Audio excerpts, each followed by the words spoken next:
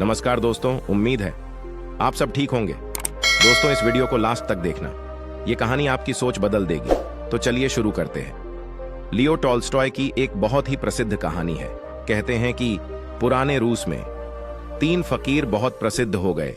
वे इतने प्रसिद्ध हो गए कि वहां का जो सबसे बड़ा पादरी था उसे उन तीनों फकीरों से ईर्ष्या होने लगी, क्योंकि धीरे धीरे लोगों ने चर्च में आना ही बंद कर दिया था। चर्च से लोगों की भीड़ बिल्कुल गायब सी हो गई थी। अब सभी लोगों ने उन 3 फकीरों के पास ही जाना शुरू कर दिया था। वहां का प्रधान पादरी सोचता कि वे 3 फकीर कौन हैं जो मेरे रहते संत बन गए, क्योंकि ईसाईयत में एक प्रथा है कि जब तक चर्च किसी इंसान को मान्यता न दे तब तक वह संत नहीं बन सकता। वे परेशान रहने लगा, क्योंकि लोगों में चर्च की लोकप्रियता दिनों दिन कम होती जा रही थी। लेकिन एक दिन तो हद हो गई। पादरी पूरे दिन चर्च में बैठा रहा, लेकिन एक भी व्यक्ति चर्च नहीं आया। पादरी के क्रोध का ठिकाना न रहा।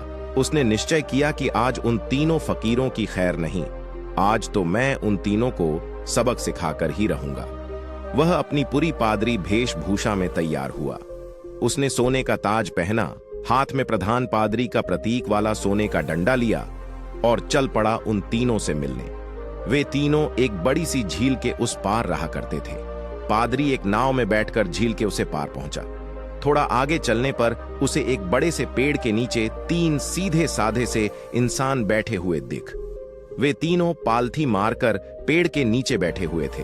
पादरी ने उनके पास जाकर कहा, क्या तुम तीनों ही प्रसिद्ध संत हो जिनके कारण लोगों ने मेरे चर्च में आना बंद कर दिया है?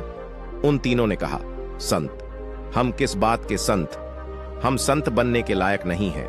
यह तो यहाँ के लोग कहते हैं कि हम तीनों संत हैं। पता नहीं किसने ये झूठी अफवाह फैला दी, जिसे सुनकर लोगों की भीड़ यहाँ आती है। हम तो रोज मना करते हैं कि यहाँ मत आया करो, लेकिन हम जितना माना करते हैं भीड़ उतनी ही बढ़ती जा रही है। हम इस भीड़ से परेशान हो चुके हैं। हम तो एकांत में ही रहना चाहते हैं। अच्छा हुआ आप आ गए, अब आप ही बचाइए हमें इस भीड़ से। यह सुन वह पादरी तो खुशी से फूला न समाया। सोचने लगा, बड़े भोले लोग निकले, खटियां खड़ी कर दूंगा इन तीनों की। आज तो इन तीनों को लाइन में लगाकर ही जाऊंगा। पादरी ने पूछा, लेकिन तुम तीनों करते क्या हो? उन्होंने कहा, कुछ नहीं, बस इस पेड़ के नीचे बैठकर ईश्वर की प्रार्थना करते हैं। पादरी ने पूछा, बाइबल कहाँ है? उन तीनों ने अपना सर नीचे झुका लिया। पादरी ने पूछा, क्या हुआ? उन्होंने कहा, अब क्या बताएं आपसे, हम तीनों अनपढ़ हैं, पढ़ना नहीं जानते। बाइबल रखकर भी क्या करेंगे? यह सुनकर तो वह पादरी और भी खुश हुआ। सोचने लगा, अनपढ़ है फिर भी इतने सारे लोगों को बेवकूफ बना रखा है। इनकी तो मैं खटिया मेट कर डालूंगा, पूरे शहर के सामने इनकी बेइज्जती करूंगा। पादरी ने पूछा, फिर तुम लोग प्रार्थना कैसे करते हो? चर्च की प्रार्थना तो तुम्हें याद होगी ना? फिर उन तीनों ने अपना सिर नीचे झुका लिया। पादरी ने पूछा, क्या हुआ तुम लोगों ने? फिर अपना सिर नीचे क्यों झुका लिया? उन्होंने कहा, क्या बताएं, बताते हुए कि हमें प्रार्थना भी नहीं आती। क्या कहा? तुम्हें प्रार्थना भी नहीं आती? उन तीनों ने ना में अपना सर हिला दिया। फिर तुम तीनों प्रार्थना करते कैसे हो? उन्होंने कहा, आपके चर्च की प्रार्थना तो बड़ी लंबी चौड़ी है, हम अनपढ़ को तो याद भी ना हो पाए, और फिर गलत पढ़ने का कोई मतलब ही नहीं है। इसलिए बहुत सोचने के बाद, बहुत गणित के बाद हमने अपनी खुद की एक प्रार्थना बना ली। पादरी जोर से चिल्लाया, क्या तुमने अपनी खुद की प्रार्थना बना ली होती है? प्रार्थना तो सर्वमान्य होती है, हजारों हजारों साल पुरानी होती है। जीसस को तो प्रार्थना खुद परमात्मा ने सिखाई थी, लेकिन तुम लोगों ने खुद की प्रार्थना बना ली। उन्होंने कहा, हमसे बहुत बड़ी गल हो गई। अब आप हमें जो प्रार्थना सिखाएंगे हम वही प्रार्थना आज से करेंगे। हम आपके पैर पड़ते हैं, हमसे बहुत बड़ी गलती हो गई, हमें क्षमा करें और आप हमें अपनी वाली प्रार्थना सिखाएं। लेकिन पादरी के मन में भी जिज्ञासा जागी कि देखो तो इन्होंने कौन सी प्रार्थना बनाई है। पादरी ने कहा, प्रार्थना सुनाओ। उन्होंने कहा, नहीं महाराज, आप हमें अपनी वाली प्रार्थना सिखाएं। लेकिन पादरी नहीं माना। इसलिए पादरी के बार बार कहने पर आखिर में वो अपनी प्रार्थना सुनाने के लिए राजी हो गई। उन्होंने कहा, हमने बहुत सोचा, बहुत विचार किया, लेकिन हमें कोई प्रार्थना नहीं सूझी। फिर हमें याद आया कि ईसाई में तो भगवान के 3 रूपों को माना गया है, इसलिए हमने इसी पर अपनी प्रार्थना बना दी। अगर आप हमारी प्रार्थना सुनेंगे तो हम पर हंसेंगे। इसके बाद 3 चुप हो गए। पादरी ने कहा, अरे बताओ, मैं नहीं हंसूंगा। उन्होंने कहा, भगवान के 3 रूप हैं, इसलिए हमने प्रार्थना बना दी कि हम भी 3, तुम ही 3 पर कृपा करो। यह सुन तो गंभीर पादरी भी हंस पड़ा। बोला, जिंदगी में बहुत प्रार्थना सुनी, पर ऐसी प्रार्थना कभी ना सुनी। वह मन ही मन सोचने लगा, बड़े बेवकूफ लोग हैं, इन तीनों को मेरे पास चर्च में आना ही पड़ेगा। उन तीनों ने कहा, आप हमारी छोड़िए, अपनी प्रार्थना सिखाएं, हम वही करेंगे। पादरी ने उन्हें चर्च की प्रार्थना सिखाना शुरू की। उन्होंने कहा, एक बार और। पादरी ने फिर सुनाई। उन्होंने कहा, एक बार और। पादरी ने तीसरी बार सुनाई। उन्होंने कहा, एक बार और, कहीं भूल ना जाए। उन्होंने कहा, एक आखिरी बार और। पादरी ने कहा, घबराओ मत, कभी कभी चर्च भी आया करो, धीरे धीरे तुम लोगों की भी जिंदगी सुधारने लगेगी, और अगर रोज आओगे तो ये प्रार्थना भी सीख जाओगे। उन्होंने कहा, जी जैसी आपकी आज्ञा। पादरी बड़ा खुश हुआ। उसने कहा, तुम लोग डरना मत, चर्च जाओ, मैं तुम्हें माफ कर दूंगा और लोगों से भी माफ करवा दूंगा। उन्होंने कहा, आपका बहुत बहुत धन्यवाद, आप बड़े महान इंसान हैं। पादरी ने सोचा, चलो एक झंझर छूटी, इन मूर्ख को तो लाइन पर ले आया। वह अपनी नाव पर बैठकर वापस जाने लगा। नाव अभी झील के बीचों बीच पहुंची ही थी कि पीछे से कुछ लोगों के चिल्लाने की आवाज आई।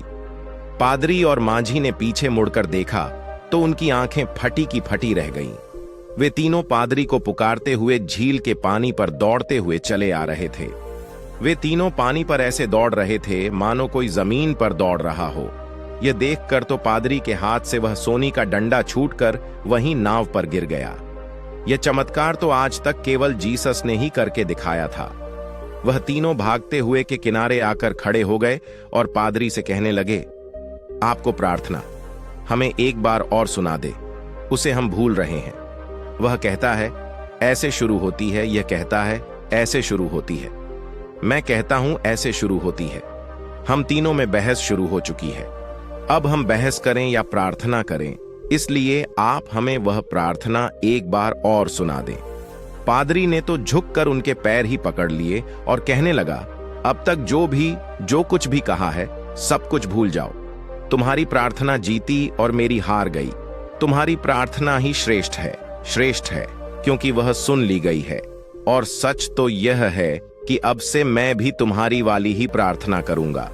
गलती तो मुझसे हुई है जो मैंने तुम्हारी प्रार्थना को कम समझा, जबकि कमी तो मेरी श्रद्धा, मेरी आस्था में थी। कमजोर तो मेरी प्रार्थना थी, इसलिए आप लोग मुझे क्षमा करें, बड़ा उपकार होगा। वे तीनों फकीर बोलते रहे कि आप हमें एक बार और सुना दें, लेकिन वह पादरी चुपचाप अपना सर नीचे झुका वहां से चला गया। लियो टॉल्स्टॉय की यह कहानी हमें सिखाती है कि यह जरूरी नहीं कि हमारे द्वारा की गई प्रार्थना शास्त्रों से ही ली गई हो, वह बहुत प्राचीन ही होनी चाहिए। अगर हमारी प्रार्थना सच्ची है तो वह परमात्मा के द्वारा जरूर सुन ली जाएगी, फिर चाहे वह 2 शब्दों की साधारण सी प्रार्थना क्यों न हो। उन 3 साधु की कहानी से सीखने को यही मिलता है कि हम चाहे कुछ भी करें, लेकिन उसे दिखावे के उद्देश्य ना करें।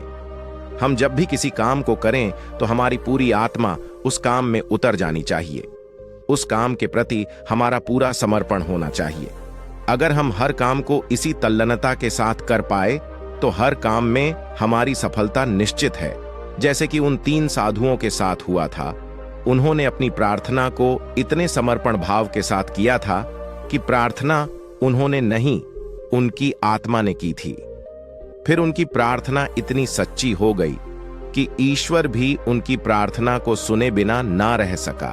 दोस्तों, मुझे उम्मीद है कि आपको इस कहानी से बहुत कुछ सीखने को मिला होगा। इस कहानी में बस इतना ही। मिलते हैं अगली कहानी में। दोस्तों, अगर आपको यह वीडियो पसंद आई हो तो वीडियो को लाइक करें और चैनल को सब्सक्राइब करें। धन्यवाद।